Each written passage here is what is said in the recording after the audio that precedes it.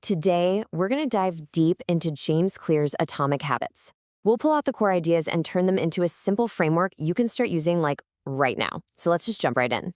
Okay, so have you ever wondered why it's just so darn hard to stick to new habits? I mean, we've all been there, right? You start with these big goals, you're full of motivation, you're going to exercise, read every single day, learn that new skill, and then a few weeks later, poof, it's gone. It's super frustrating. But here's the thing. What if I told you it has absolutely nothing to do with your willpower? This is the big idea right here. The problem isn't you, it's your system. And that's maybe the first huge mindset shift this book gives us. It basically says, hey, stop beating yourself up for not getting results. Instead, take a hard look at the process you're using. The goal itself isn't the problem. It's the system you have or maybe don't have to actually get there. And that leads us right into this first big hurdle, which is what Clear calls the goal-setting trap. See, we're always taught to focus on the finish line, to aim high. But what if that's the exact thing that's tripping us up? So let's break this down. Goals, they're the result you want. They set the direction, sure. But systems are the process that actually leads to those results. Goals are about the destination. Systems are about the journey. Think of it this way.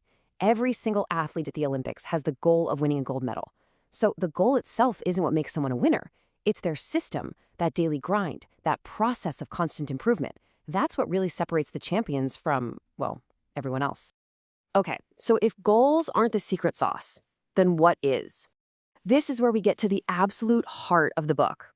It's a really simple but incredibly powerful idea that's going to completely change how you think about making progress. We're kind of conditioned to believe that massive success demands massive, earth-shattering action. Like you have to do a total life overhaul overnight, a crazy intense workout plan, a complete diet change all at once. But the truth is, these huge seismic shifts, they almost never stick. The real magic, the lasting change, it happens on a much, much smaller scale. It all boils down to just 1%. That's it. The idea is that getting just 1% better every single day creates this absolutely staggering compounding effect over time. Seriously, these tiny, almost unnoticeable improvements, these atomic habits, they might seem invisible from one day to the next, but they are the literal building blocks of incredible, remarkable results. All right, so a system built on tiny 1% improvements. That sounds awesome in theory, right? But how do we actually do that? How do we build one in real life?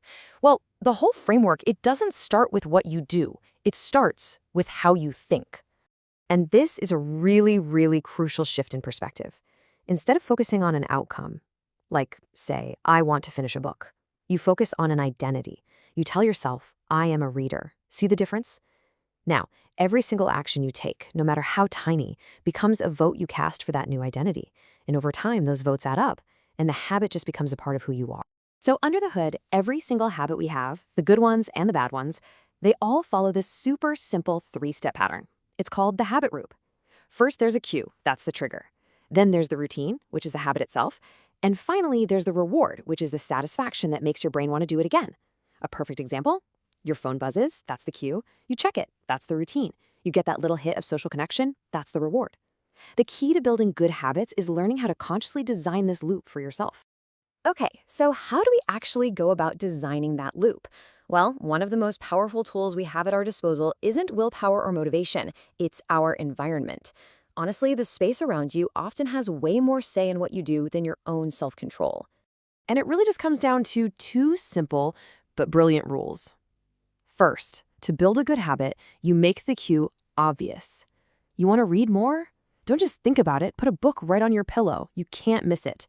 And second, to break a bad habit, you make the cue invisible.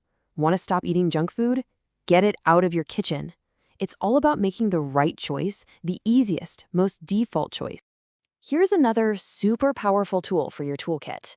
It's called an implementation intention, which is just a fancy way of saying you're giving your brain a very specific script to follow. So instead of a vague goal like, I'll exercise more, you create a concrete plan. I will do 10 push-ups at 7 a.m. in my living room. See how specific that is? That clarity just removes all the guesswork and, trust me, it dramatically boosts your chances of actually doing it. Okay, we've talked a lot about the why and the how in theory. Let's get down to business. Let's build an action plan you can literally start using the second this is over. This simple 5-step plan is pretty much foolproof. Step 1. Pick a micro-habit, something so ridiculously easy you can't possibly say no, like reading one single page. Step 2. Create a super clear cue. Put that book right next to your coffee mug so you see it when you make your morning coffee. Step 3. Add an instant reward. After you read that page, you get to take that first amazing sip of coffee. See, you're closing the loop. Step 4. Track it. Get a calendar and put a big X on it every day you do it. The goal is simple, don't break the chain. And finally, step 5. Celebrate those small wins. Acknowledge your consistency. This is exactly how you build real momentum, one tiny little victory at a time. And remember this, because it's so important. You do not need to have everything perfectly planned out before you start. Just the act of starting, taking that first tiny step, is what creates the momentum. That's where the insight and the motivation come from. So please, don't wait around for inspiration to strike. You create inspiration by taking action. So let's boil it all down. What's the final big takeaway here? If you only remember one single thing from all of this, I want it to be this. The magic isn't in some grand, elaborate plan. It's not about these massive, heroic efforts. The real magic is in consistent daily action. It's about building a smart system that makes the right behaviors almost automatic, the path of least resistance. It's always, always about consistency over intensity, every single time. So I'm going to leave you with a question to think about. Who is the person you want to become? And more importantly, what is the one tiny, almost effortless step you can take today that will be your first vote for that new identity?